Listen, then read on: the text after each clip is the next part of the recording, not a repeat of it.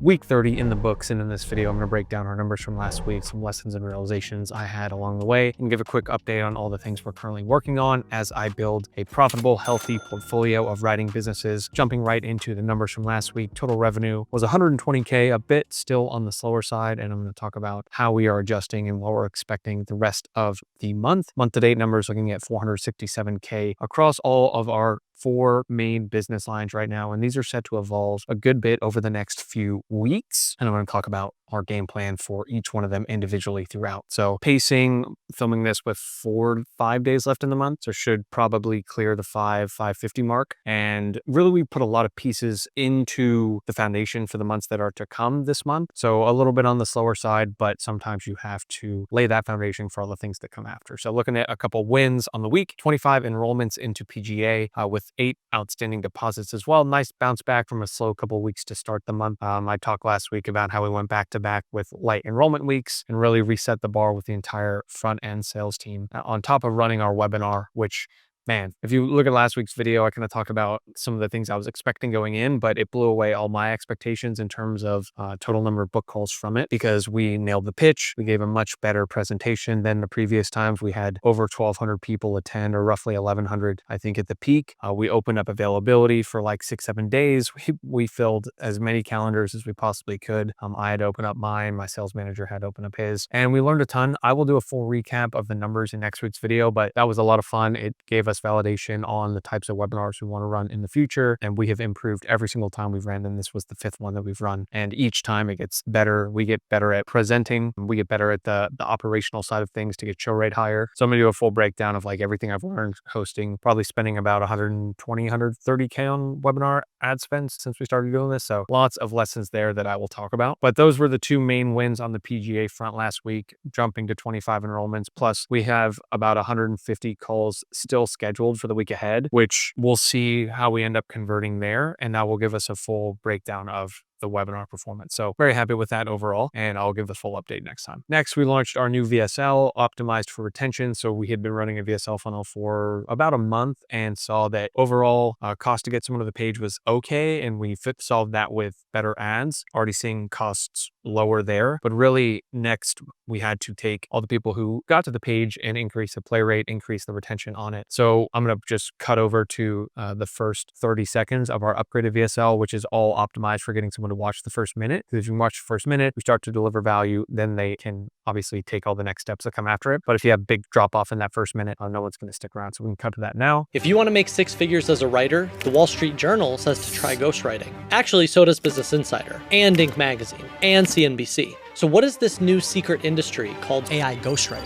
And how are 20-somethings charging upwards of $700 per hour writing social content for business owners, founders, and C-level executives? Well, I can tell you, because I was one of those 20-somethings. And as you can see, much more highly engaged introduction. We have a loading bar that kind of eats up a good chunk of the 100% mark by like the 3-minute mark. And we think that that will go a long way for getting people into the first minute or so. And then obviously all the good things that come after that when you have more people to watch, more consumption, more people around for the CTA, higher throughput, and obviously the knock-on effect is higher profitability as a whole. Then we launched our new DM ad. So the way I've been thinking about this, I talked about this last week, is like we have webinar, we have VSL, and we have DMs. And those are the 3 paid funnels that we are currently running right now. They're all performing okay. And maybe I could double down on one of them and give it all my attention, but I do think we have the bandwidth to spend a little bit on each and then put the training systems in place that allow us to go, okay, here's where we're lacking resources, here's where we're lacking assets, here's where we're lacking whatever. The people coming in from this funnel need different education. I think I need all of those running so that I can then start to evaluate them rather than being in this kind of in-between land where some of them are running, some of them aren't. I want them all running at the same time so we can see a blended ROAS across all of them. So again, our DM ads were unprofitable because the message cost had inflated too much. We didn't have new creative. Last week, I talked about how we filmed 2,000 ads in a couple days. The big thing we did was film a different CTA for basically all of them. And so we have DM CTAs here that we could stitch onto the back of all the ads that we filmed. So I'm going to cut over to that one now.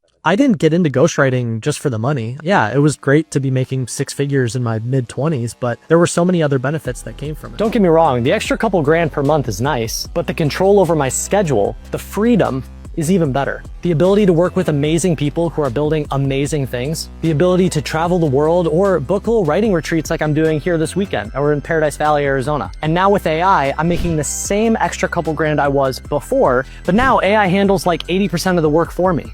And the clients, they love it.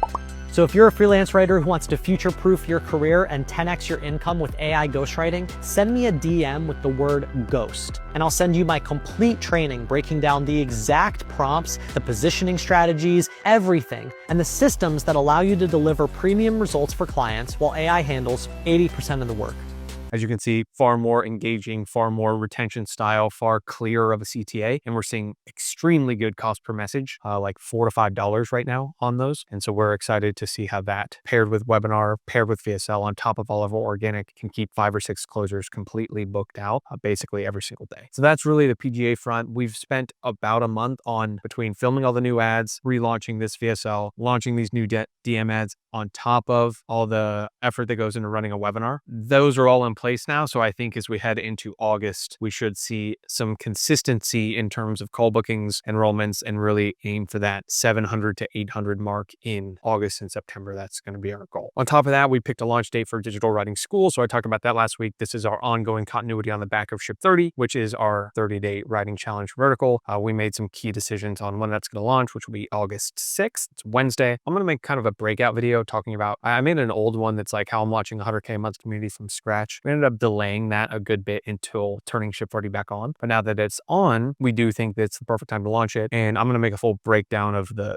system we're using to increase LTV through it, how we're designing the gamification, the kind of video game style, Netflix style of membership that we think is going to go a long way in terms of information, getting people to actually stick around rather than just giving them everything right away. You unlock it over time, where we think that it will go a long way for getting people to stay. So that was a big win for us that we picked that date, and now we're going to sprint on finishing it. 2 more, we made the commitment to build out our Write with AI high ticket vertical. So again, I talked about this last week. The under monetized pocket in our business is our 100K Write with AI list that is growing exponentially fast. Everyone wants to write with AI and use AI better in their business. We're going to have some kind of higher ticket, more high touch group coaching, one-on-one coaching style model for business owners who want to better use AI agents and implement these things in their business when the information out there is not necessarily super clear, especially everyone is jumping tool to tool and there's all these trends. We want to talk first principles about what types of tasks we think AI will do well, how to actually create an AI first company, and lots of other things. That this is more in the beginner stages right now, but over the next couple of weeks, we will shell that out, and I'm going to kind of take you guys along for the ride as we do that. And then lastly, we are almost rolled out with our V1 Delphi bot, and this has taken a lot of effort. Cole's been cranking getting all the stuff uploaded. It's got like 5 million words already in there, and that's probably just 20% of it. And as we start to implement this into our front end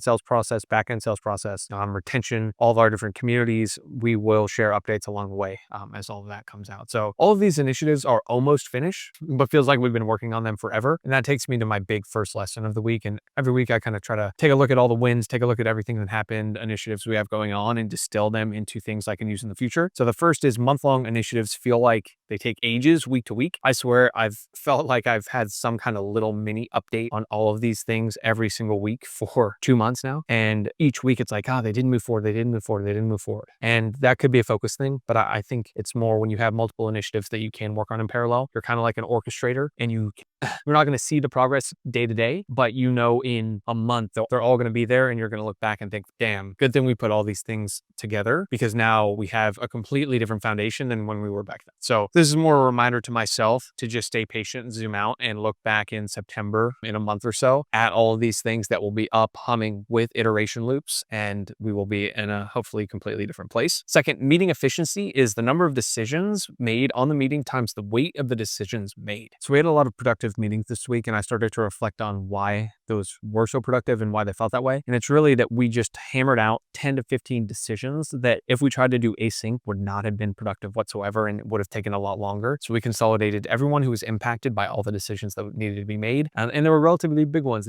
There were launch dates, they were pricing decisions, they were people decisions, putting those all into one meeting. They're big decisions, and when you make a bunch of them quickly, or what makes something productive. Inversely, unproductive meetings are those where you make no decisions, or trivial ones that a person could have made without having a meeting. So trivial decisions is the weight, and then number of decisions is just no decisions. So if you look back at any meeting you've had and you keep finding that you're not making decisions, or people are coming to them coming to those meetings with, you know, something that they could have just easily decided and moved on and then asked for either forgiveness or like clarification later. Those are the types of things I find frustrating as an operator. So my goal is to always condense as many decisions into one meeting and then arm my staff and team members with the confidence that they can make any decisions that we deem would be trivial to actually put into a meeting. So just wanted to distill that for myself. And then lastly, you must redefine productivity at each level of business. I'm still learning this one, but my output in terms of, aside from these YouTube videos, is lower right now. And I feel that every single day I am rewriting my to-do list to try to keep track of all the things that we have. Maybe I could be more organized on that, but it really feels that productivity for me right now is just surveying all the things we have and following up with everyone who's involved in pushing those forward. And so I have to be almost the chief reminder officer, both talking vision, where we're going, what's going on, and also project manager, where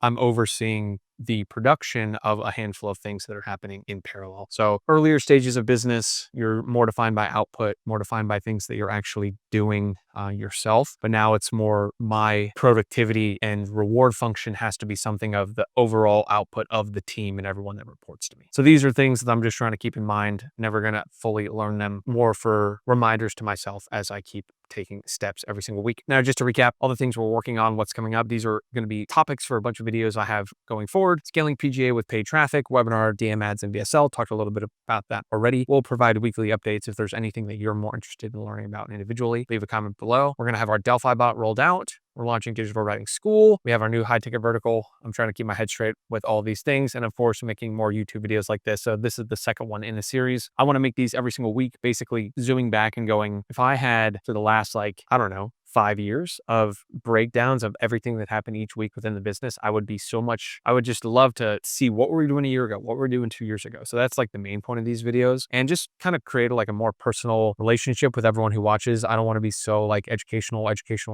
the time. I want to loop in some things that, you know, I'm learning, some mistakes. I think a lot of people only talk wins. I want to share things that aren't going well, struggles we're facing, all that good stuff. So these kind of update videos are a lot of fun for me to make. I can also just almost double dip with my team watching them. So if you're a team member watching this, it provides a full scale update, the same exact type of update I would give to the team, I will give publicly on YouTube. So I'm enjoying these. So thanks for watching this one. If you're enjoying this series, let me know. Shoot me a DM on Instagram. That's probably one of the most active there. Leave a comment with any big takeaways you have. If you have any requests for things to talk about, I'm happy to touch on them in future videos. But that's it for this week, week 30 in the books. Go watch the other videos. If you're watching this in a large sequence, the next one will be linked here, or you can watch last week's here as well. That's it. See you next week. Peace.